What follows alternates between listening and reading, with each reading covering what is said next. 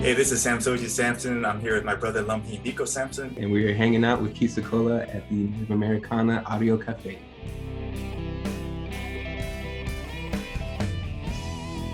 It's a cassette player. It's a transistor radio. Oh, wow. You know, like they used to say, like if you put a seashell to your ear, you'll hear the ocean. You can hear Put this transistor radio to your ear, you hear Native Americana music. It kind of dials up on its own, and you guys came up on the radar screen today. It only recognizes a few people in this North America Turtle Island, and today we have the Sampson Brothers, and welcome to the Native Americana Audio Cafe. Tell the listeners where you're at right now, and give us your name.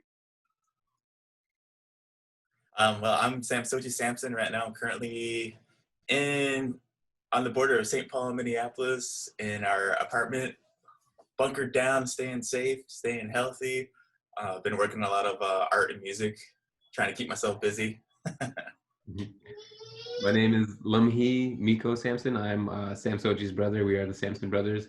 Hoop dancers by nature, but dancers outright in every sense of the word. Like he said, you know, we're all staying home, doing what we can to stay safe and do our part. But as artists, you know, we gotta keep evolving and not constantly keep your hands busy. So it's definitely something we're got our hands full with right now. It's definitely the, endless possibilities. Even right now, like what we're doing is something like everybody's trying to do something new or be on that cusp or, you know, figure out how we're gonna do all this as artists. So it's a really cool thing. But yeah, I'm in Minneapolis as well. It's nice and rainy here, so it's beautiful. Well, you know, I think it's important for us to open up that dialogue on how we're going to open up the arts. You know, how we're going to open up the music scene again. Any ideas?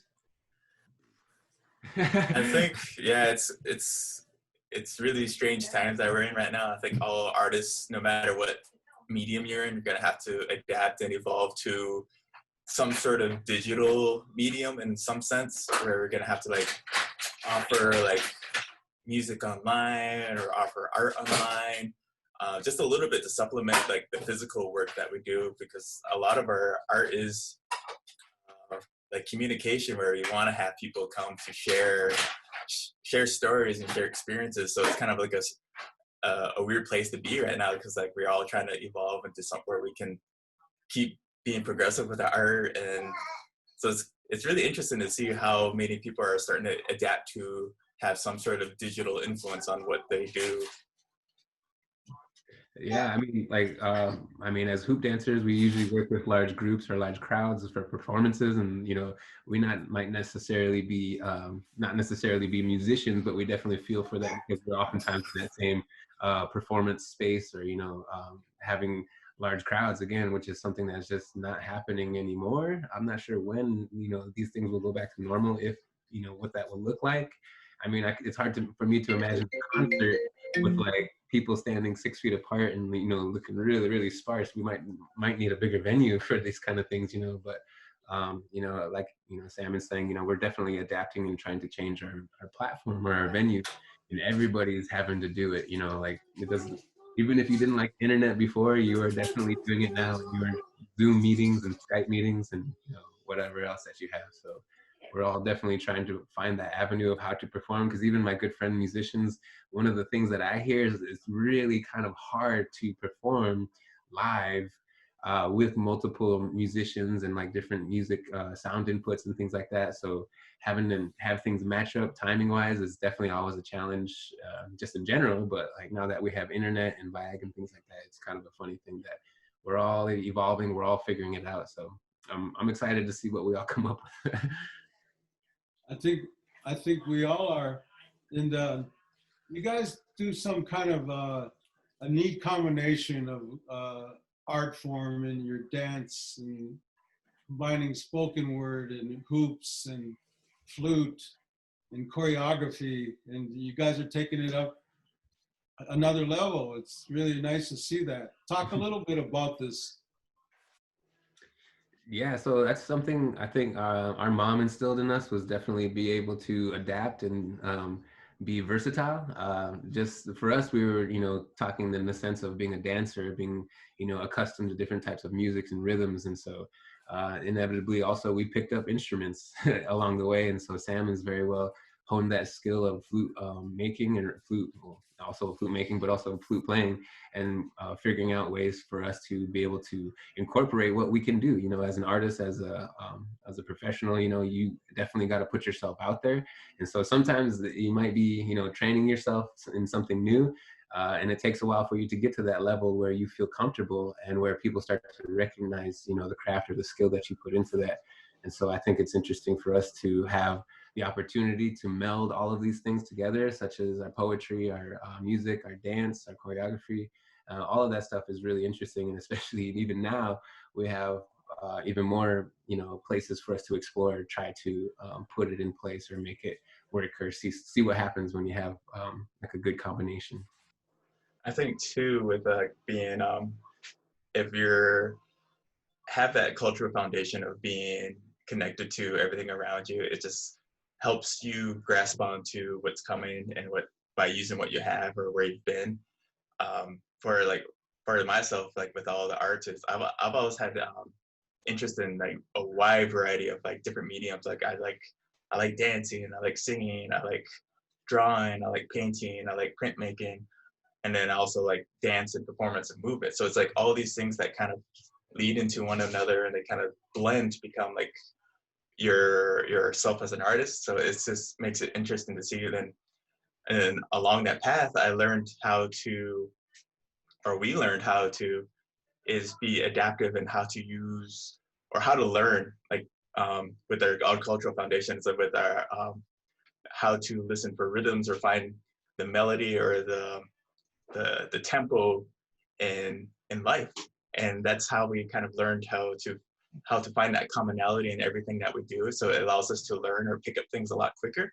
And I think now more than ever, like the world is really like testing you to see how fast or how well you can pick up the new tempo or the new beat kind of thing. So to learn how to dance in all kinds of different spaces kind of thing. So it's really been a kind of a interesting journey now. And it's just like, okay, so now you're really like faced with this big test of like how well you can do it now. And I think we're gonna be okay. We're gonna be able to like find a new way to thrive in this new environment and new space. So it's interesting to see how everything going down and everything changing around us so fast now. So it's a time to be alive.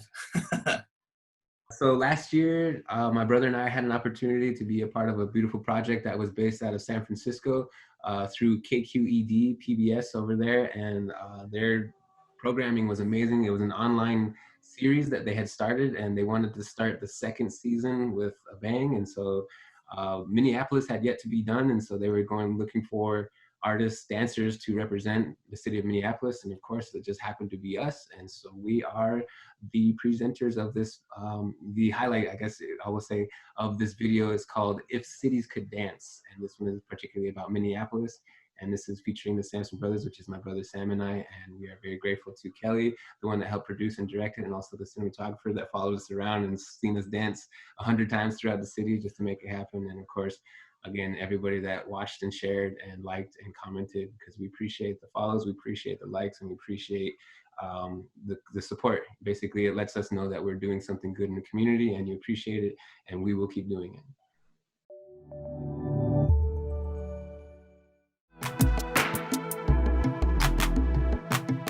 Take you back to the spot where the settlers are cold and the summers are hot and the cattle got sold. My mom almost got shot. Stories we never told, some we wish we forgot. Whenever I dance, I'm representing myself, my mother, my father, my grandparents, my ancestors forevermore that came before me, my children. I carry them all with me. When I'm out there dancing, I'm pouring my heart out.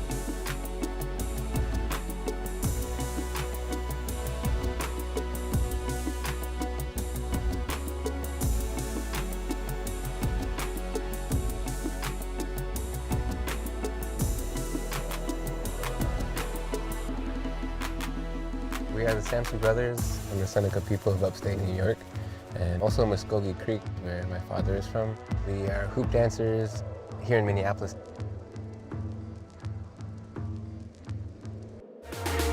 Teach 'em all about Red Man, Red Man. As an indigenous person that's lived and to perform and visit different cities, Minneapolis holds, I think, a very special place. Minneapolis is a huge starting ground for the American Indian movement. A call to action for a lot of urban indigenous people to reclaim their identities and their culture. The dance is thousands of years old, and so to have an opportunity to exercise it, to me, is an ultimate act of sovereignty, of resistance. I'm still here, I'm still dancing. Your history books, your holidays, Thanksgiving lies and Columbus Day. Tell me what I know more than the teacher. Tell me what I know more than the preacher. Tell me why you think the red man is red, stained with the blood from the land who bled. Tell me why you think the red man is dead, with the fake headdress on your head. Tell me what you know about thousands of nations, displaced and confined to concentration camps called reservations. We died for the birth of your nation.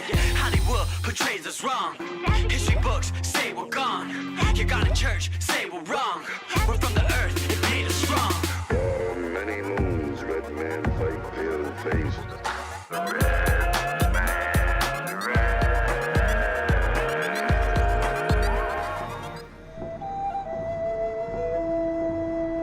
We started dancing, my mother had us dancing from the moment we could walk, and we were in powwows. Our father is the late Will Sampson, who became a very iconic Native actor. Cannot learn by forgetting. You fooled him, Chief. You fooled him. You fooled him. He broke through into the mainstream cinema.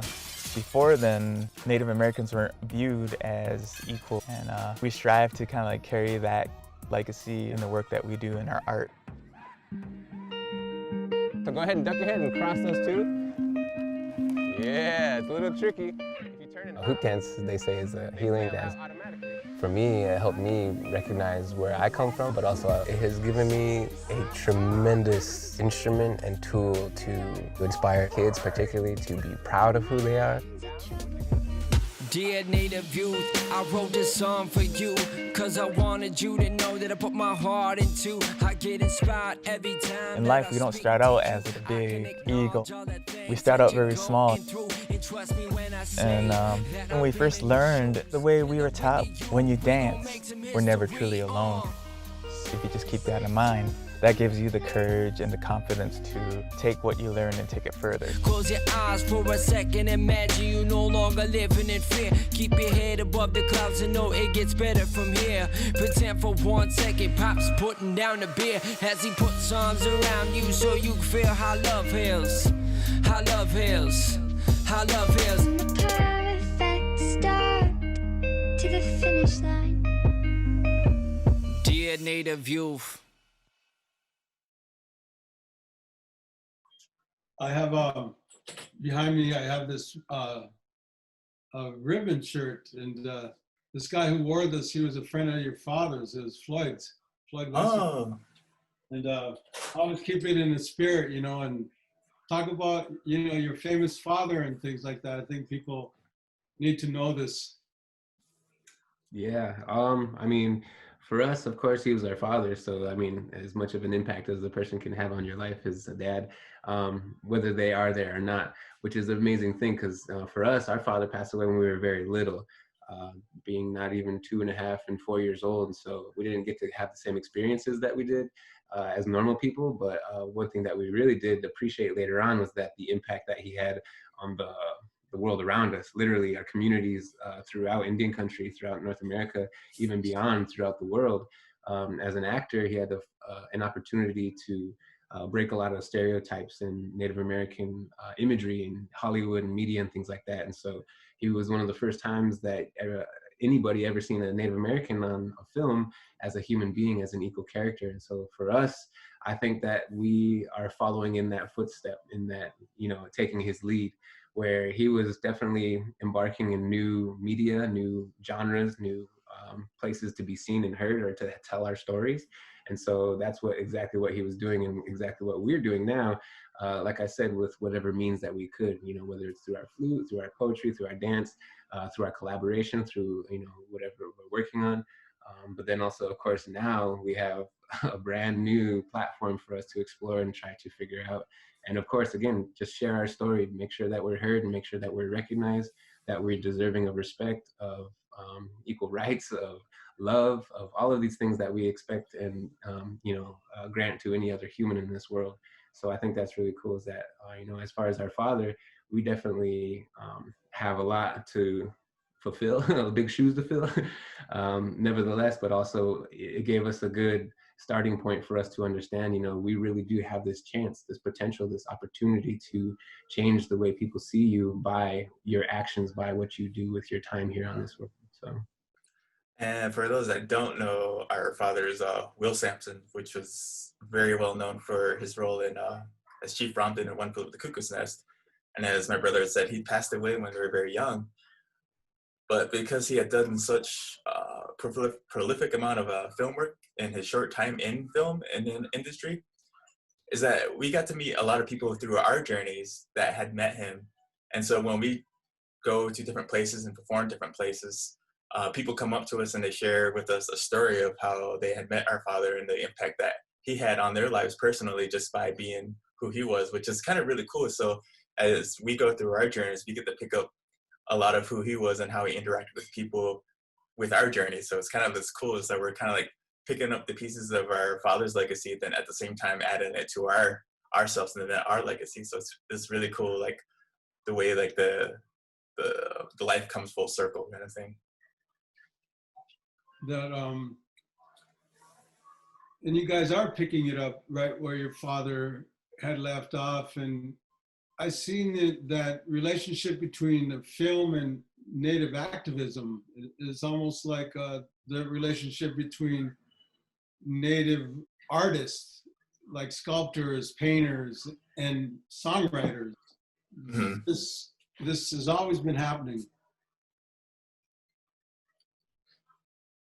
Yeah, so like, and that's kind of where we're kind of like a product of that in a sense, like not directly but indirectly in a sense, because when our mother had met our father was up, because our grandmother had gone to Berkeley, and that was in the time when the AIM movement really started going off in San Francisco area, and our grandma and our mother, they were supposed to have a furnished apartment when they got to Berkeley, but they didn't have anything. So what had happened was that our family ended up having to stay with a bunch of AIM people for like the 2 weeks. And so it's kind of this interesting thing where this movement was happening, but also this big boom of the arts was happening too. And I think it just kind of coincides with the way our indigenous people is, that nothing is separated. Everything is together. It's it all bleeds into each part of it. So like our way of being, our artistry, our medicine, our celebrations, they're all one thing. They're not separate things kind of thing. So I think that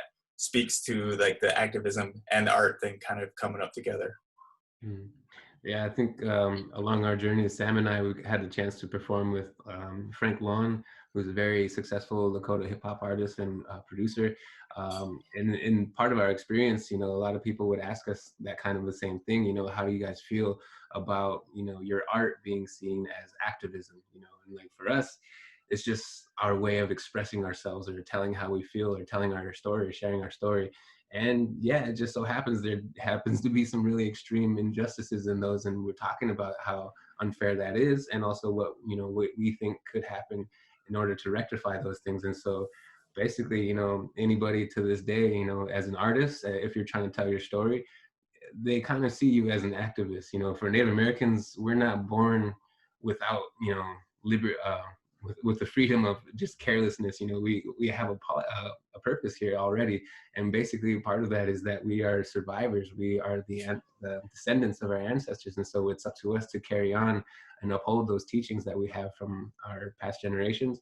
And for us, we're always trying to figure it out, and it's just that now in this modern time we have so much more to look out and so much more to different things that affect us than they did in the past. And so now, again, so many of us could tell any one story, and it very well might be seen as a type of activism because of the amount of injustices that are laid against Native American peoples is one thing. But yeah, it's just crazy that for me, I think people say, you know, how does it feel to be an activist? And it's like, well, what do you mean? You know, and Frank said it perfectly. He said, if me standing up for my people and for what I believe in and wanting my people to be happy, free, and loved and respected is being an activist, then yeah, you can call me an activist, but that's not what I set out to do. I just want to tell my story. I just want to share through my art. So it's interesting how where we are today, literally, especially everybody has the chance, the time to really think about what they want to create and how they want to influence this world, because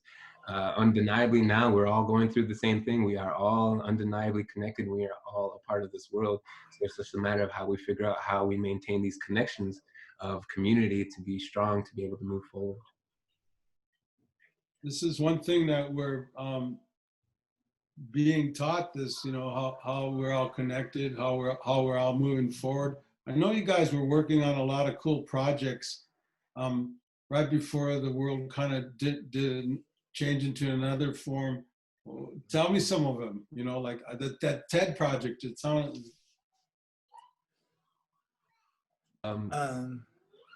Go ahead. Yeah, so for us, I mean, we mentioned, we usually perform for large groups and crowds and things like that. So a lot of our summer and, you know, things were planned with working with large crowds, working with schools, working with venues, different universities and things like that. And so now some of them have totally pulled out and had to cancel because of, you know, restrictions and things like that. And also what they're asking is that we also evolve in the sense of that we were supposed to present in a physical form, but that now again we're trying to present in this digital realm on the internet. And so for us, it's definitely launched us into that idea of exploring all of the technological advances that we have in art and things like that and how to use them. But for me, it's been something that I've been kind of working on in the past already. And again, it just seems like everybody now is in that same space as far as trying to figure out how to make technology work with you as far as what you want to do in your art and things like that. So some of the stuff that we've been working with is I'm working with Dancing Earth as a company based out of Santa Fe. And the stuff that we're working on, again, is just, we wouldn't have done this normally. I mean, some of us have had the idea of like, oh, this would be kind of cool if we did this, but now we have to. So it's really interesting to see us having to work with not only incorporating live music, but also live performance or live choreography or live time dancing and things like that. So definitely always fun things, and we're exploring it to see what comes through. And then of course, there are other videos that are out there that are going through and going viral as far as like pass the brush or pass the hoop, or you know, whatever it may be. These types of viral videos or chain letters that they call, you know, they connect to each other. It's pretty fun. And so even Sam and I are actually working on some ourselves individually, but also working with other organizations and multiple artists that are having the same issue, that we're all trying to be seen, trying to be visible, trying to still do what we love to do and still have some type of, you know, sustenance as far as maintaining our own existence.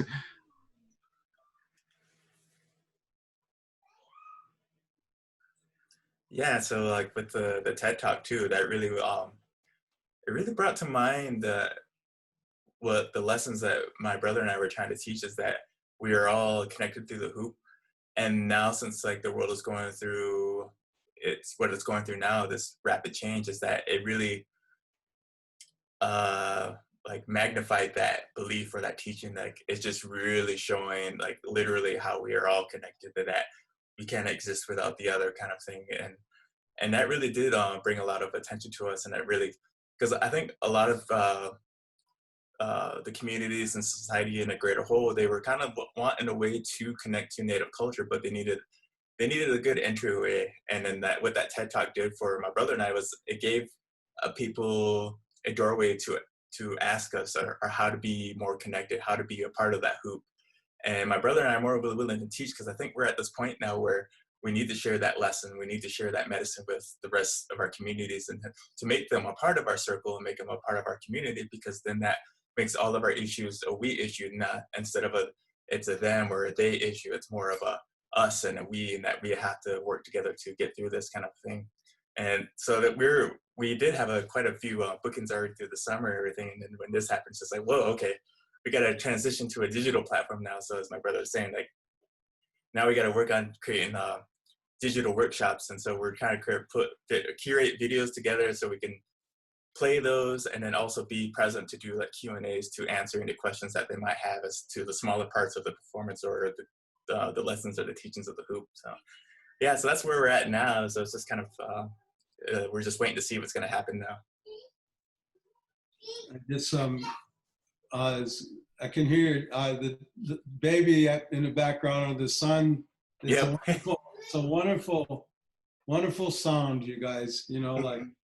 But I've seen audiences. Some of the funnest rock and roll things I've done is to have that intersection of Minnehaha and Hiawatha unfold right before our eyes. You know, and we call it the hoop extravaganza. And I've seen audiences you know, and I know, like Sam, I've seen you sing in public, and both in the native flute and vocalizing and Miko's interpretive dance. So I know we're gonna queue up a little bit of video for people after of your choice, what you guys want to submit. Maybe I'll have you introduce it, but Sam, could you play us a flute song this morning? Yeah, I can. Let's see. Miko, you could kind of, you know, yeah, like however.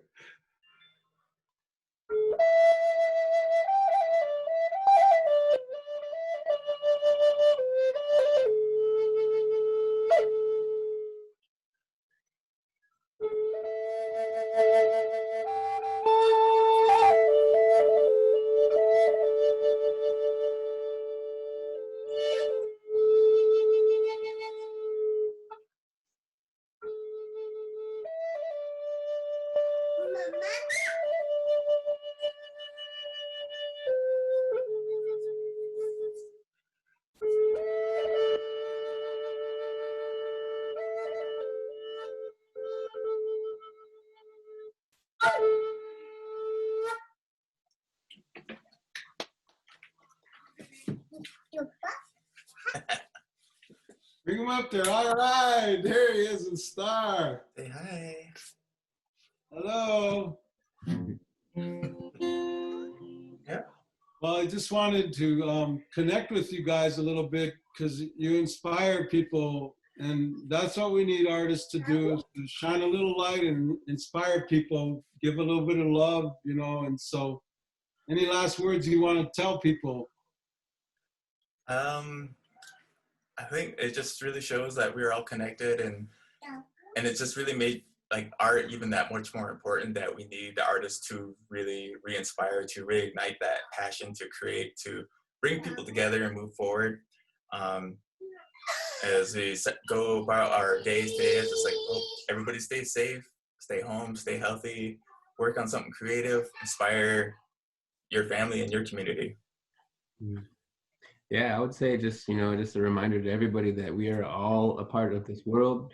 We are undeniably here, and we are all undeniably a part of each other's world, more importantly. And so that it's important for us to maintain these connections. And so just understand, you know, every day is an opportunity for you to make some type of change, whether it's a little bit or a lot. You can do something negative with your day, you can do something neutral, or you can do something positive. And so it's up to you. And as Sam said, all these people with their art and creativity and, you know, reaching out and connecting and finding these commonalities is exactly what we need for us to build a stronger future. And if I would say anything, I would say grow a garden, stay safe, wash your hands, and also work on any type of art. And it will make you feel some type of growth. It will make you feel better and make you feel a way of releasing sometimes some tension, whether it's good or bad or whatever it may be. This art is actually very healing for anybody, no matter what shape or form it is, whether it's dancing, whether it's poetry, whether it's music, or even just, you know, looking outside and wiggling your head and doing something crazy. It makes you feel good. So to that note, I will say, you know, thank you guys for all being who you are, being a part of our world. Stay safe, stay hydrated, drink water. It's very important. Water costs more than gas, which is wild. And also, I guess I will say, keep an eye out for us online. We're doing all kinds of things online don't be afraid to check us out on our internets, and also the projects that we have coming up shortly. I teach a weekly class from the Native American Indian Center, which is now closed. So now we're doing them online. So I teach a weekly class on Tuesdays, but also I have another class that happens on Wednesdays. So fitness, it's up to you guys. You guys can do what you can with this time. You can waste it, or you can do something good. So keep it good. And then how do we get a hold of you? How would we get a hold of you? So you can follow us on Instagrams at Sampson Bros, SAMPSONBROZ. Or if you follow us online on the internet, you can go check our website. It's www.samsonbrosarts.com. That's BROSARTS, samsonbrosarts.com.